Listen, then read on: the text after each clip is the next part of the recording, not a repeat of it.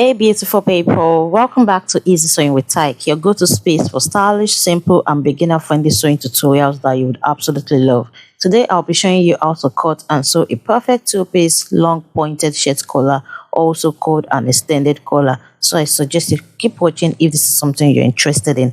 To my amazing returning subscribers, thank you for always being here. Your support means the world to me. And if you're new here, I am Taiwo, and I'm so glad that you stopped by. I promise you will love it here. So grab your fabric, sewing tools, and let's get started. I prefer drafting the collar pattern on the sleeve that I'm using as an interface for the collar rather than drafting on a pattern paper. I do make use of this particular soft stay, and sometimes I make use of an art stay, depends on the texture of the fabric that I'm using for the collar and other things.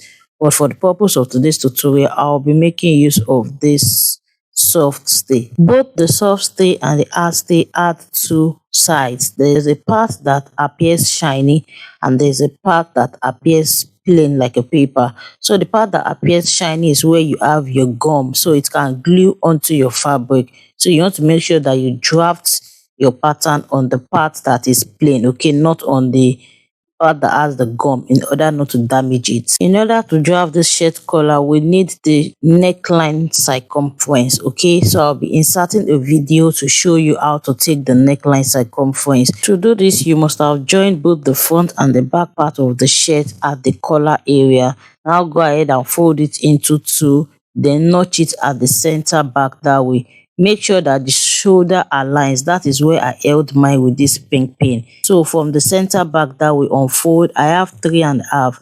This 3.5 is stopping on the shoulder line. So that is the measurement for the back. Then I continued and I add 10 inches in total. So I had 10 inches in total. So this is how you want to go ahead and take your neckline circumference. So the result you have may vary, okay, depending on the neck measurements that you used when you're drafting your shirt pattern. Now for the purpose of this tutorial, I'll assume that my neckline measurement is 18.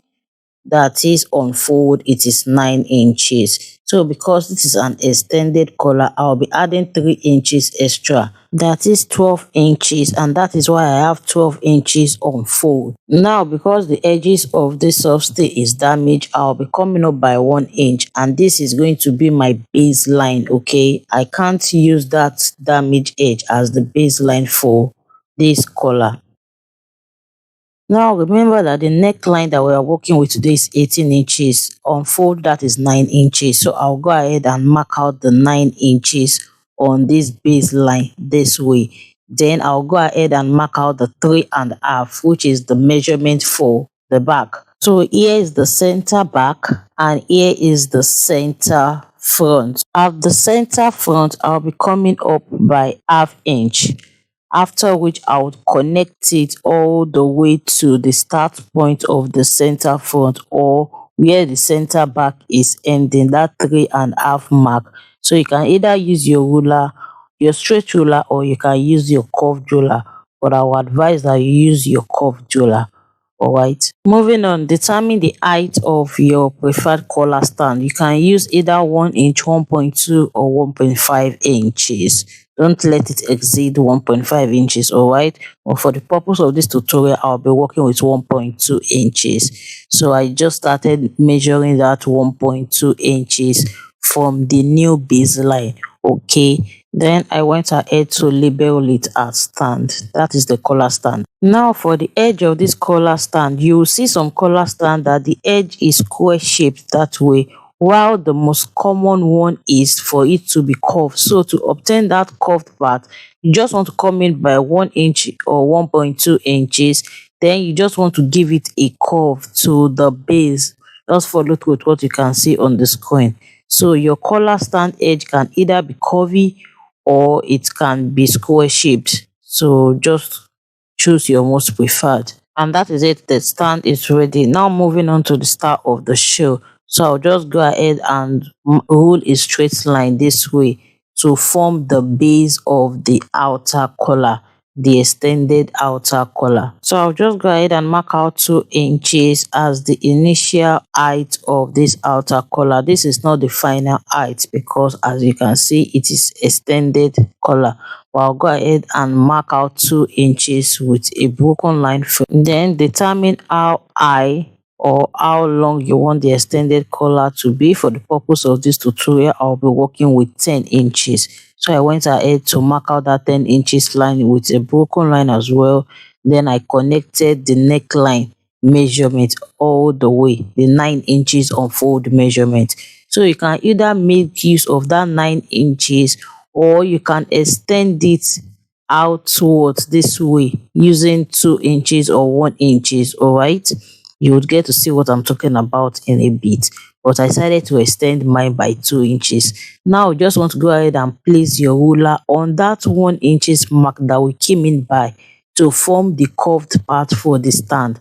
Just place your tape, your straight ruler that way and slant it all the way to either this point or to the extension. Then go ahead and roll it out. I chose to slant it all the way to the extension, and this is what I have. So in order for the outer collar to lap properly on the stand at the back, you want to come down by ½ inch from that center back that way and just slant it all the way to the edge using the broken line, since this is not the final shape. Now go ahead and mark out the 3.5 inch that we have for the back, and with just your free hand or with your curved ruler that way, you just want to go ahead and give it this curve. Just follow through with what you can see on the screen. Okay, now this is what we have, so I'll go ahead and cut it out. Note that this collar is the perfect collar measurement. There's no allowance on this collar that we just drafted. You want to leave it that way. Okay, now if you are finding this tutorial helpful so far, don't forget to give it a thumbs up. Don't forget to like. It really helps more people to find the tutorial. Okay, and don't forget to subscribe if you are new here so you don't miss out on any of our fun sewing tutorials. And that is all we have for the drafting part of this collar. It's time to transfer this to the fabric. Remember that this collar was drafted on the stay, so all I had to do was just to use my hot iron to press the stay on the fabric, and I folded my fabric into two because I'll be using the same fabric for the main collar and for the lining.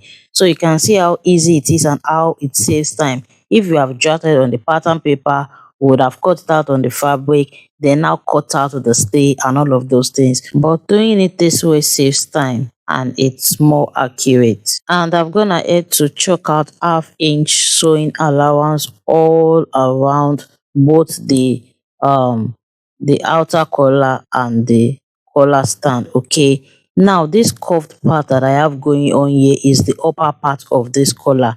That is where we are going to be attaching the outer collar on, and this part here is the lower part. That is the area where we are going to be attaching to the neckline of the shirt. For the outer collar, this straight part is the lower part. That is where we are going to be inserting into the collar stand, and this curved part is the upper part. Okay, since the allowance has been chalked out, now is the perfect time to cut it out. So are you still with me? Drop an emoji in the comment if you love this design so far and if you are still watching, if you have watched this far. All right, now I went ahead to notch the center of the collar stand, and I proceeded to sewing off the outer collar this way. So I sew it off round except the lower area, because that is where I'm going to be turning it out from. So just follow through with what you can see on the screen and watch how I am sewing it. And after sewing, I'll go ahead and trim off all the excess seat. Then I'll make sure to notch it round so that this can lay flat. This is essential. Afterwards, this is what I have. Then I'll proceed to turning it out. This is what I have after turning it out. So before ironing it, I'll go ahead and stitch it down at that lower area, the part where I was able to turn out this collar. I'll just go ahead and sew it from one end to the other end. Moving on, the next step is to sandwich this outer collar in between the two under collar. So just want to go ahead and notch the center of the under collar that way. Separate the main collar from the lining. Go ahead and notch the midpoint of the outer collar as well. Then place the outer collar on the collar stand or the under collar. Make sure that the midpoint matches up. Then place the lining on it this way. Secure it down with a pin. Then you want to start sewing using half an inch or the allowance that you added. So I'll be starting from the center that way so that you can understand. So just make sure that you continue sewing until you get to the edge of the curved part this way. When you get to the edge of the curved part, only one part of the collar, the part where you attach your stay, you just want to go ahead and fold it upwards this way. Then the lower one, you just want to leave it like that because it is that lower one that we are going to attach to the neckline. All right, this is to ensure neat finishing when you are attaching your collar onto the neckline of the shirt dress or the shirt. I repeated the same process for the other end. Just want to make sure that you fold up one part this way before you stitch it down all the way. After which you want to make sure that you give it a good notch round since it is a curved part. If you don't notch it, then it is not going to lay flat. All right, after notching, you want to go ahead and trim off the excess so that it's not going to be bulky. Now turning it out, this is what I have. So I'll head over to the ironing table and give this a good press. So that curved part, that place that I folded up, you want to make sure that it's either you just iron it down this way or you attach an M gum so that it can appear neat and make finishing very good. And this is what I have. I've given it a good press. You can see that this part is laying flat. So to attach this collar onto your neckline, again, you just want to go ahead and fold it into two in order to obtain the midpoint, which is the center back. And remember that on the neckline itself, you must have notched the center back as well. Now make sure that the two center back aligns, pin it down, then you start sewing from one end to the other end. So afterwards, after sewing, you are just going to place this knit part on it this way to enclose your sewing. So I know for beginners, you might not understand what I'm saying, which is why the link to my shirt tutorial will be showing on the screen. You can go ahead and check it out to see how to attach the collar onto the neckline of your shirt dress. It is the same way to attach normal two-piece shirt collar and an extended shirt collar like this one, okay? But since I'm not attaching this collar onto any neckline, I'm just going to go ahead and fold it, then sew on it neatly this way all around.